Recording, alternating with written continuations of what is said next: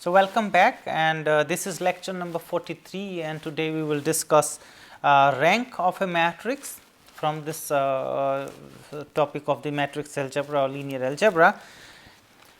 And the definition we start with, which we have mentioned in one of our previous lecture, that is, the rank of a matrix is the number of non-zero rows or the number of pivots in its reduced row echelon form. So, that's why this row reduced echelon form is very important. It tells us a lot about the matrix, and that is one important concept which is used at various applications about this rank. So, rank of the matrix is the number of the pivots which we see in our reduced row echelon form. So, for instance, we take this A, which was already used in previous lectures. We have also seen its row reduced echelon form, which is given here again. So, this is the row reduced echelon form of this matrix, and what is now, we need to count the pivots here. So, the 1 is the pivot, and also this 1 is the pivot, and this 2 is the pivot. So, we have 1, 2, 3. There are 3 pivots here in this row reduced echelon form, and therefore, the rank of this matrix is 3. So, there are 3 pivots, and the rank, as per the definition, that rank of the matrix is nothing but it's a number of pivots in a reduced row echelon form, which is 3 in this example. Just a consequence of this definition, we can easily make it out that the rank of an m cross n matrix cannot be greater than n or m. So, m is the number of rows and number of columns, and the rank cannot be greater than m or n. It has to be the less than the minimum of m and n. The reason is clear, because each row or each column cannot have more than one pivot. The column can have at most one pivot, or the row also it can have at most one pivot. One row cannot have 2 pivots or more, a column cannot have 2 pivots or more. So, we are talking about the number of pivots. So, it cannot be the rank cannot be greater than m, the minimum of it has to be less than or equal to the minimum of this m and n, this number. Write down the solution by taking these free variables, that is the x2 here and also this x5. So, taking these free variables, we can write down this Ax is equal to 0, the solution of this Ax is equal to 0 in this form, which we have already observed. Because now what we are going to do, we are actually we are looking for the other definitions of the rank, because that is not the only definition which we have given in terms of the number of pivots. So, for that we just need some preparation here. So, if we notice now the case 1, if we take this alpha 1 is equal to 1 and alpha 2 is equal to 0. So, that will be one solution of this system. By choosing these alphas, basically we are looking for different solutions. So, for this particular case, we are choosing this alpha 1 as 1, alpha 2 as 0. So, our solution of this Ax is equal to 0 will become minus 2, 1, 0, 0, 0. So, this is the solution of our Ax is equal to 0 of this system, and then this Ax is equal to 0, this equation we can write down in this form.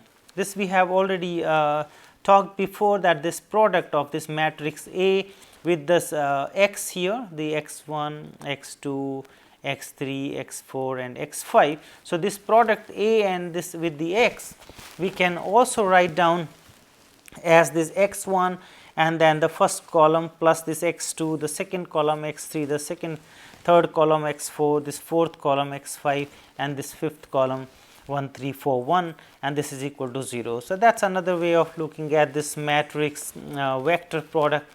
We can write down in this vector forms. So, having this now, And what we have observed that this is one solution of this system of equations with minus 2 for x 1 and this here 1 for. So, this is minus 2 and this x 2 is 1 and this we can take 0, all these 0. So, what we observe now with this, that minus this 2 times the C 1 denotes this column 1 of our matrix. So, this C 1 minus 2 C 1 plus C 2 is equal to 0. So, what we observe at least from this relation, that this column 1 and column 2 are dependent. We can write down this column 2 here in terms of column 1. So, column 2 is nothing but the 2 times the column 1. So, that is the relation which we can trivially see from directly from the matrix itself, because but sometimes this is not easy to see when we have more vectors into picture. Here there were 2 vectors only, so we can see easily. So, that is the one relation we have seen, that this C 2, the column 2 is nothing but the 2 times C 1. So, these 2 columns are dependent columns. One more observation quickly we will have now. We will take another case where we will choose this alpha 2 be 1 and this alpha 1 to be 0. That means, our solution now of this A x is equal to 0 is given by this minus 9.50 minus 4 minus 0.51 with this vector, and that this A was given already. So, again this first column, third and fourth, they are the columns which have the pivots in their its reduced form. So, here A x is equal to 0, again with this observation we will fix this solution now. So, the solution says that this minus 9.5 of this and then 0 here, and this x 3 is minus 4 and then x 4 minus 0.5 and then this x 5 is 1. So, with this relation now what we observe, that this is minus 9.5 the column 1 minus 4 times this column 3 and minus 0.5 the column 4 and plus this column 5 must be equal to this 0 vector which has all these components 0, or we get basically this relation that C 5 is nothing but 9.5 C 1 plus 4 C 2 plus 0.5 C 4. So, what we observe again, that the C 5 here, the column 5 depends on these columns C 1, C 3 and C 4. Also this column number 2, from the previous case we have observed that this is nothing but the 2 times of the column 1. So, this column 2 is dependent, also we have observed that column 5 is dependent, and they depend on these columns which have the pivots. Another observation which we can find out from that reduced echelon form, that these vectors with red here, the column number 1, column number 3 and column number 4. So, these vectors here one can easily prove directly from that reduced form that these are linearly independent. These are linearly independent, that from the reduced form one can talk about this. And we have seen that these columns here corresponding to those free variables, they are linearly dependent, and this is the general result also, not just for this particular example, that the columns which have the pivots in its reduced form, they are linearly independent always, and the other columns which have these free variables or where they do not have the pivots, they actually are linearly dependent. So, now we can rewrite our definition which says for this rank that this is nothing but the number of pivots, but now we can write down as the number of independent columns. The rank is nothing but the number of independent columns in, because this column is dependent, this column is also dependent. So, there are 3 independent columns and they basically correspond to this pivot columns. So, now our definition for the rank is that rank is nothing but the number of independent columns in a matrix. And again the same observation which we have done here with the columns, we can do with the rows as well. So, those rows where we got these pivots, there are the same number of rows which are independent in this matrix. So, we can have also this definition that the rank is nothing but the number of independent rows, and they are the same the column, because the number of pivots are basically fixed in its reduced form. So, what we have, we can now give another definition. The rank of a matrix is the number of linearly independent rows or number of linearly independent columns in a matrix. That is the rank. One more definition we are going to give in a minute. Before that, we just define these two spaces. The column space is nothing but the span of the column vectors of A. So, for a given matrix A, we take its column as vectors and then span them. So, that is what we call the column space, because any span of any vectors, that is a vector space, which we have already seen in previous lectures. So, here also the span of these vectors of the columns or column vectors of this A will also form a vector space, which we call the column space. So, the column space is a vector space that is nothing but the span of the columns of A. Similarly, we have the row space. Row space is nothing but the span of the row vectors of A, similar to the column space. If we take the rows there and span them, so this space which we call the row space.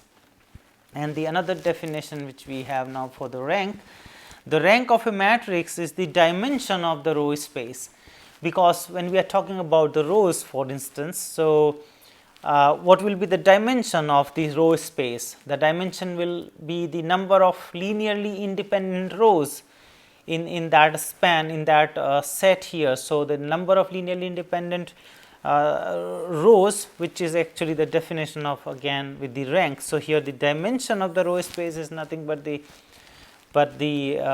number of linearly independent rows in the matrix, or the dimension of the column space. So, the dimension of the column space is nothing but it is the number of linearly independent columns in the matrix A. So, we have already these three definitions so far. The rank is nothing but the number of pivots in its row reduced echelon form. The definition number 2, the rank of a matrix is nothing but the number of linearly independent rows or number of linearly independent columns of the matrix. And in the terms of the dimension, we can also say that the rank is nothing but the dimension of the row space or the dimension of the column space of A. There is a rank nullity theorem which we will just observe with the help of the example. So, again we will continue with the same example. So, we have this A here and its reduced form, we have these pivot elements. We had also the solution A x is equal to 0, which was written in this form, x 1, x 2, x 3, x 4 is equal to alpha 1 times this generator plus alpha 2 times the another generator, which generates the solutions. So, here the rank of A is 3, because it is a number of linearly independent rows or number of linearly independent columns or the number of pivots. We have this rank 3. What is the nullity of A? Nullity, remember the nullity was the dimension of the null space, and the null space here is the solution set of this A x is equal to 0. So, the solution set of A x is equal to 0, we have the dimension 2, because these are the two vectors which can generate any solution of this set, and these two vectors are linearly independent. So, here the nullity of A is 2 because of these. So, this is precisely the number of these free variables in row reduced echelon form.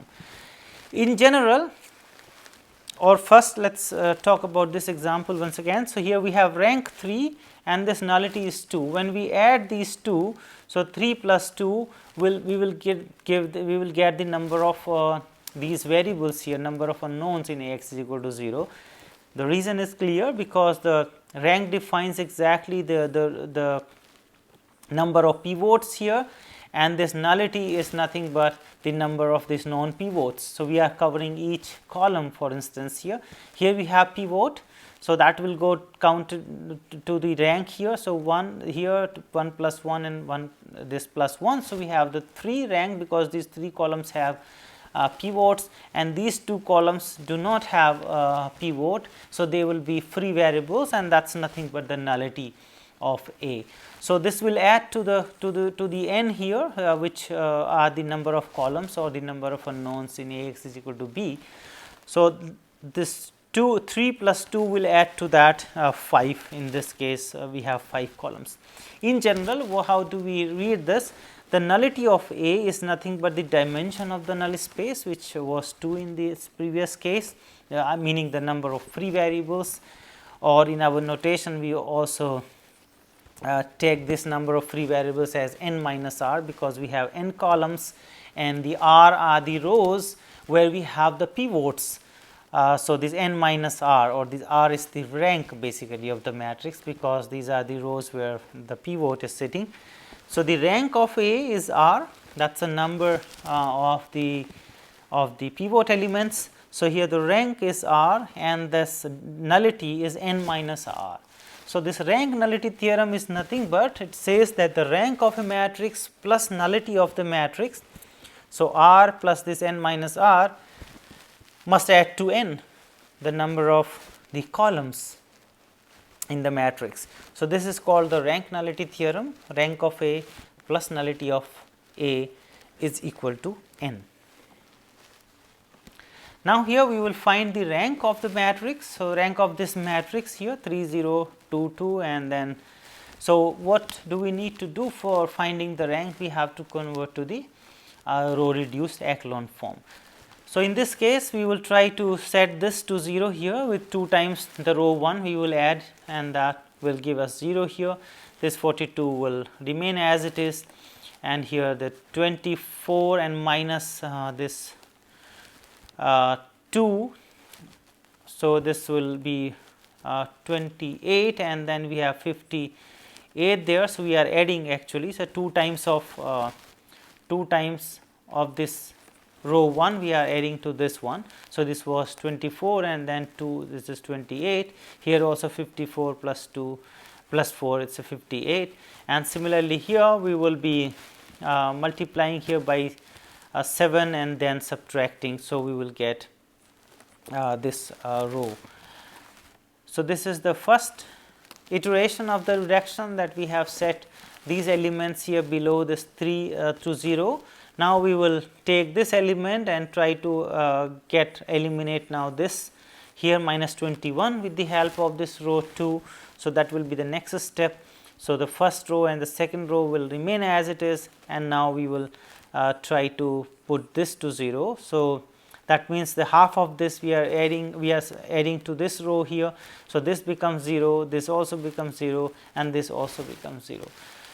So, this is the row reduced echelon form, and in this row reduced echelon form we have to count now the number of pivots. So, we have one pivot here, we have the another pivot as 42.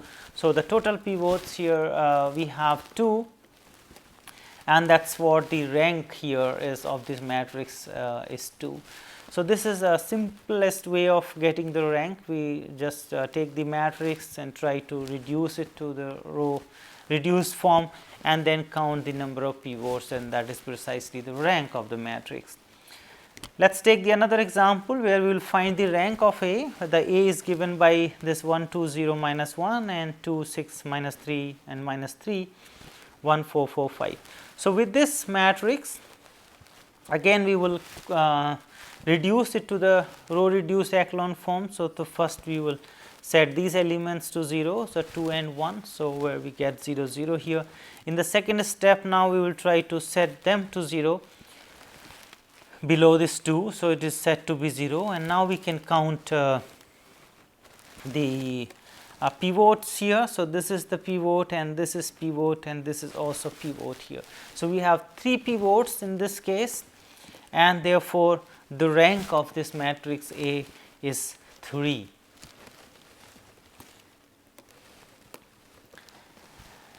There is another way of determining this rank in terms of the determinant. So, that we will shortly now give. So, first the definition here of the submatrix. Suppose this A is any matrix of order m cross n, then a matrix obtained by leaving some rows and some columns from A is called a submatrix.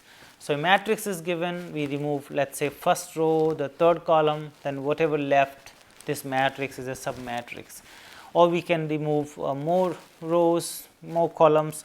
So, whatever this smaller matrix by removing some rows and some column, that is called the submatrix. So, here the rank is defined, can be also defined from this determinant as that n m cross n matrix A has rank R, this will have rank R when if and only if A has R cross R submatrix. So, the square submatrix with non-zero determinant.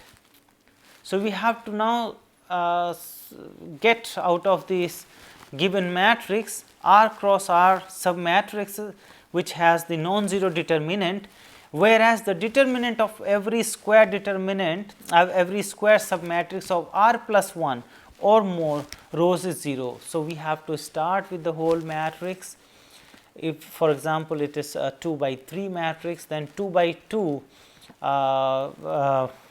submatrices we have to look and see if they all are 0, then we have to go to the 1 level and so on. So, we have to see now this submatrix with non-zero determinant. In a particular case, when A is a square n cross n matrix, it has the rank n if the determinant A is not equal to 0. So, if we have a square matrix and its determinant is not equal to 0, then it has a full rank. So, the rank is n because determinant itself is not 0. If the determinant is 0, then we have to reduce to this different submatrices of order n minus 1. We have to check all the submatrices of order n and their determinant. If they all are 0, then we have to reduce to n minus 2 and so on. But for instance, this n minus 1 submatrices, even 1 has a non-zero determinant, then the rank will be that n minus 1. And rank of a 0 matrix is 0 because we do not have, for example, here this any submatrix with non-zero determinant. Any submatrix we take even up to level 1 also, because all the entries are 0. So, all the submatrices you take whatever order, the determinant is going to be 0. So, this is what we call the rank of a 0 matrix is 0. Here we will take this simple example A, which 3 1 2 and the 6 2 4 3 1 2. So, in this example we can observe that this determinant of this A is 0, which is clearly visible because here 3 1 2 and this row is also 3 1 2. So, the determinant of this will be 0. So, the determinant of A is 0. That means now the rank cannot be 3 because we are not getting this 3 by 3 matrix. It should be non-zero, the determinant should be non-zero, then the rank will be 3. So, now the rank will be less than 3. So, we have to check now the submatrices, the determinant of submatrices of order 2 by 2. So, if we take any this 2 by 2 submatrix, for example, we take this one by leaving this second row, third column and the third row. So, we have this determinant, and now the determinant here will be 6 minus 6. So, again this 0.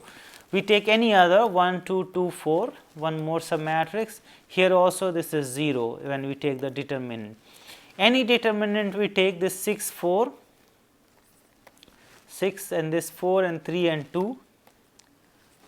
So, here also 12 minus 12 0. So, any determinant we take of order 2 by 2 out of this matrix, the answer is 0.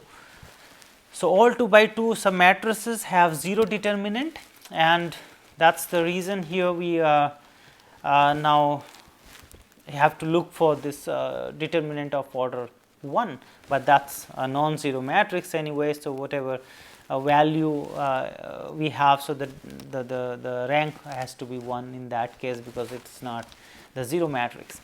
So, here the rank is 1, and in this example 2 we take another example where we check that again this determinant of A is 0.